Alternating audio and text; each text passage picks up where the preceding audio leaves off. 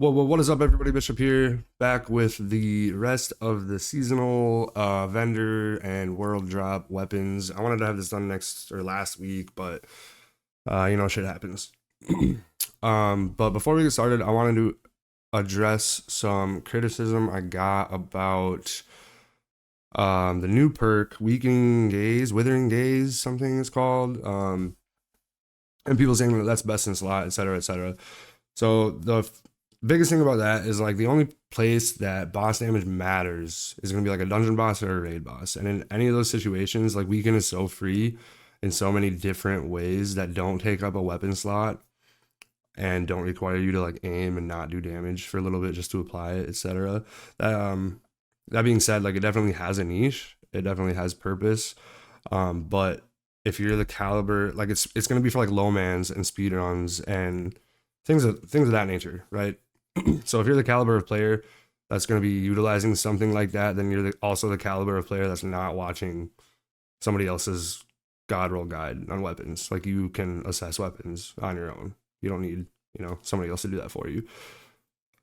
But that being said, we're gonna jump right into this. We have a lot of weapons to get through.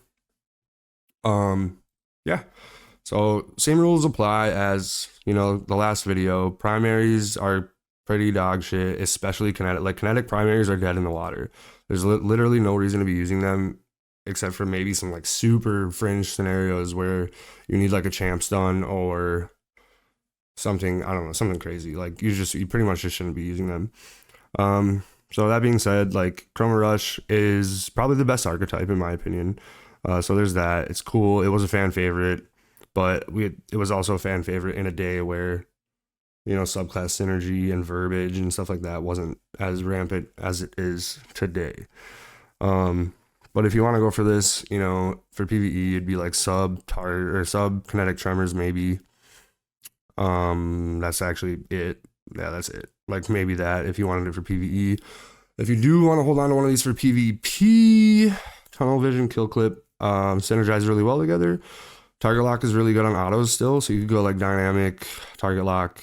This doesn't have ricochet rounds, unfortunately, but yeah, this is just going to be an instant dismantle for me personally. Grid Skipper also was a fan favorite, especially in PvP. On the PvE side of things, you do have repulsor destabilizing this time around, and something could be said for like demo desperate measures. But for PvP, like Zen Moment Headseeker is definitely going to be a really good roll. And then you definitely go ricochet rounds. I'd probably go like fluted barrel and a handling masterwork, just try to make it feel a little spicy, something like that. But I would never use it just because there's so many other options, and I'm not going to hold on to one of these. But those are your options. Sojourner's Tale used to be the best in slot. Solar Slug, back when slug meta was a thing. It's not anymore. So like if you like slugs in PvP, you could go like quick draw opening shot, moving target opening shot. I mean, you could. There's not even Vorpal or anything on this. Like for PvE, this is literally just a non-starter. Even if you were trying to use slugs for something like precision instrument, the slug damage is only a thing when you're like hot swapping, and precision instrument goes right out the window with that. That being said, it does kind of have a funny roll, like a meme roll. You could go Discord Incandescent, maybe do some fun things with that. You proc Discord and then just go around like one-shotting red bars and just blowing shit up with Incandescent, but I mean, that's just like really not that realistic either, so I'm not going to be holding on to any of these. Ignition Code also came back with the funny. I know people really enjoyed this roll when it was a thing before because you could just side shoot, and it like did decent damage, but also just not a realistic scenario. Like you're never actually going to do that. So the only reason you'd hold on to this is for like utility, but we also got the chill clip, the stasis double fire GL this season. So like if you're gonna go for something for utility, you're going for that, like disorienting chill clip, what we talked about last video. So like again, I'm not gonna be holding on to any of these. Cool that they brought him back, just not great execution in my opinion, I guess. I don't know.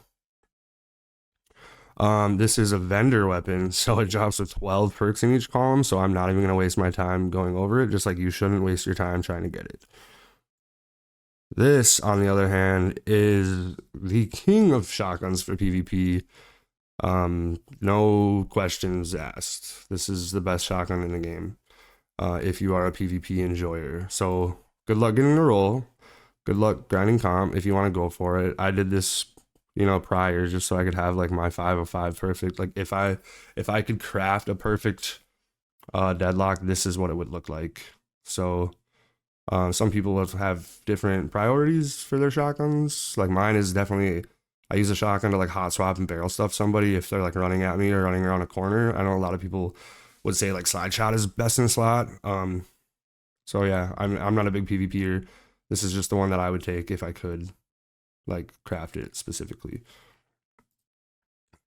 Yesterday's question is honestly literally all it is a warden slot and the arc slot. Like you shouldn't, in my opinion, be really using this for anything else. Like I guess you could do some funny, like if you really enjoy this frame, which I don't, you could do like some funny stuff with this for PvE. But realistically, the only reason that I'd be going for this is just to have an arc Warden's Law. Especially because I was thinking of Anarchy. You pop a couple Anarchies and then Lucky Pants damage. You can match your surges. Especially if you're in an encounter, in a boss encounter where like there's heavy ad density between damage phases, and Anarchy would really come in clutch for like trapping doors or like GMs, like an Arc Surge GM. That could be a really good loadout. You just use Anarchy to trap doors, clear ads because it's heavy, it's just going to melt through them even though you're on Grandmaster. And then you use your primary for champions / boss damage when you get to the end. That's just something I thought of while I was looking at this. So pretty much just 4x Vorpal. Everything else is kind of not that big a deal. Probably go like Ricochet. I don't think you need extended Meg anymore. With the changes to Lucky Pants, I think 4x is just good enough. Don't quote me on that though. But it's pretty much a swap weapon. So you'd go like Fluted, Ricochet, and then maybe like, handling reload, something like that. I don't know. Or I think it's backup Meg. I think that's what made the extended Meg not a thing, right? If you just throw backup Meg on there, then you're good to go. You don't need extended Meg or whatever. So there's that. Tomorrow's answer, not a great frame for damage. I think it's good for like GMs. If you're gonna do like a galley strat, you'd go like probably like Envious Assassin Bipod, maybe. I guess. This also has Withering Gaze, so like there's that. But again, just I don't know. It's very niche. If you're interested, go for it. It has like Envious Bait, Void. I don't know. It's a trials weapon. Don't kill yourself trying to farm this. It's just not that special. There might be like some niche cluster bomb things too for like low man damage or whatever, but I don't know. Not that big deal. Wicked Sister, one of the best GLs in the game, unfortunately also a vendor weapon. So do not kill yourself trying to farm this because it will only cause pain and suffering. But if you didn't get a cataphract before because it's strand, it does have the god roll of Envious Bait. So if you have Vanguard engrams sitting there, you have nothing to spend them on, definitely, go ahead and go for it. But you will have much better luck farming the Dungeon GL, which is 100% without a doubt the best in slot heavy weapon in the game right now. So if you're going to farm for something, farm for that.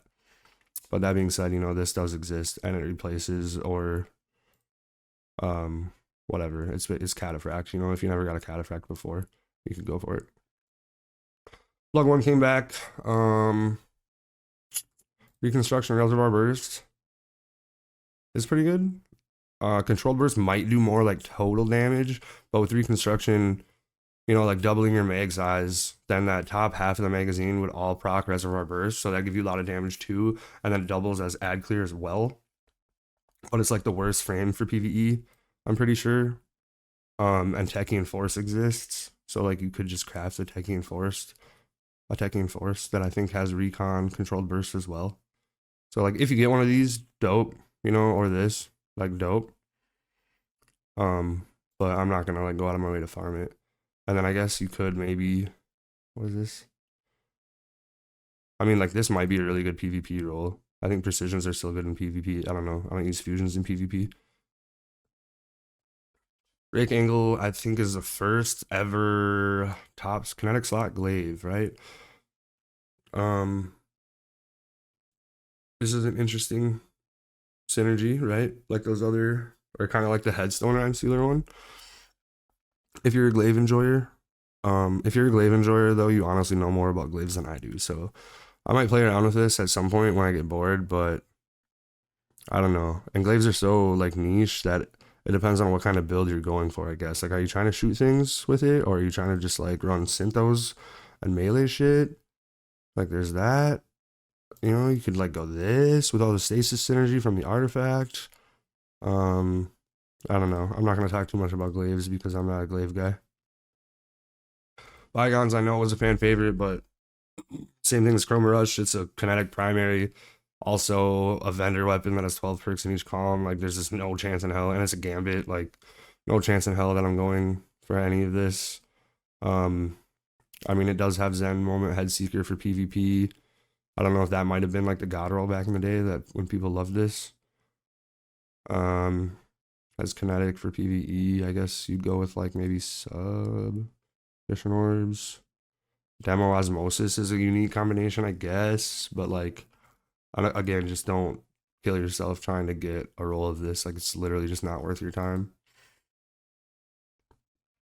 World Drop Precision Bow, very cool to see, especially with Wild Card is a pretty cool um origin trait, especially for a weapon that primarily gets precision kills.